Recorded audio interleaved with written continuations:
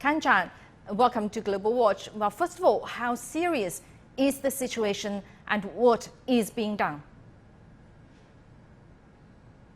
Yes, hospitals in Nepal are battling to save lives as the country continues to record a spike in COVID-19 infections.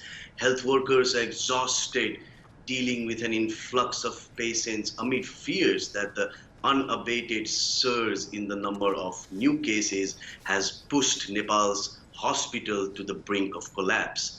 The government has extended a hard the government has extended a hard lockdown till the end of May amid record number of COVID-19 related deaths. Nepal's death toll surpassed 4,200 on Wednesday.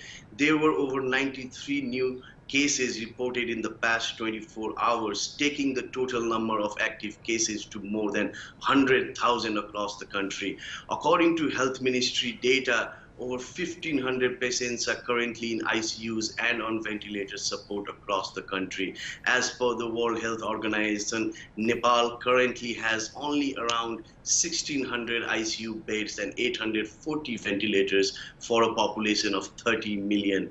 Health Ministry data also shows that there are over 100,000 active cases and the country around the country with around 45% of the tests coming back positives. Health hospitals and health institutions are facing desperate shortage of oxygen, ventilators, and other critical equipments. There are reports of COVID-19 patients sharing beds in hospitals of border towns and communities in the Tarai Madhesh region of Nepal.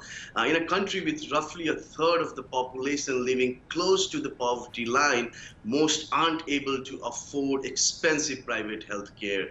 Some hospitals report that due to oxygen shortages, they have stopped taking in COVID-19 patients. Officials say that Nepal's 22 oxygen plants only has the capacity to fill around 18,000 cylinders a day, whereas the current demand stands at around 75,000 cylinders a day. As the government prepares to fly in crucial medical supplies from China and India, with the promise of more aid coming in from other countries, experts stress the need of vaccine doses to be included in the international effort to help in the long term.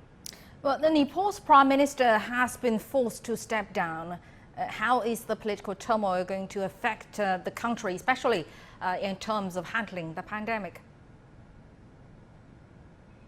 Yeah, unfortunately, common Nepalis feel that the government has done too little to manage the pandemic and has paid no attention on the dire state of the economy to reduce the burden caused by the virus on Nepali life. Nepal, while desperately sick from the coronavirus, has also become a hotbed of politics, moving it towards instability. Critics have accused the government of refusing to acknowledge the magnitude of the crisis and say it has failed to federalize the COVID-19 response in context of the new federal structure of Nepal. The current Prime Minister has been accused to cross over his constitutional rights and ethics to make decisions for mere political gains, primarily longevity of his tenure, while no attention has been given to managing the pandemic. This volatility of Nepali politics actually has placed the attention of ruling party as well as the opposition in keeping or getting the hot seat of the Prime Minister, while minimum attention has been given to management of the pandemic and focus on economy to reduce the burden. Furthermore, Nepalis feel that it has ruined hopes of Nepali people who are looking for a stable politics after almost 30 years of instability in the Nepali government.